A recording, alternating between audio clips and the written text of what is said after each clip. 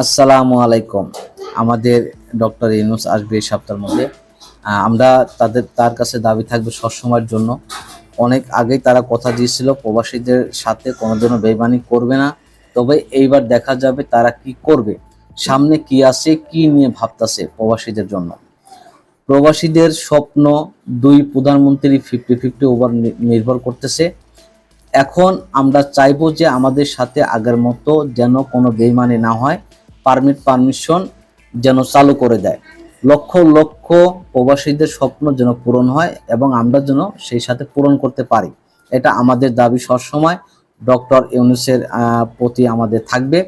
পাশাপাশি আমরা বলবো আমাদের জায়গা থেকে যে আপনি ডক্টর ইউনূস এ পর্যন্ত এসেছেন আপনার নিজের যোগ্যতা দিয়ে, নিজের যোগ্যতার পাশাপাশি আমাদের জন্য কিছু একটা করে যান, যেন আগামীতে আপনার সুনামগুলো বয়ে নিয়ে আসে বা সুনামগুলো থেকে যায়।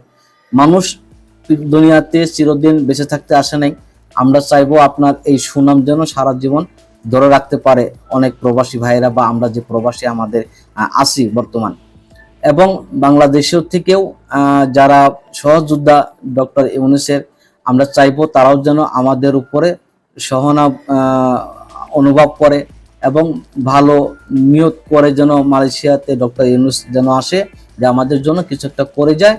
এবং আমরা চাইবো আমাদের জন্য পারমিশনটা যেন চালু থাকে।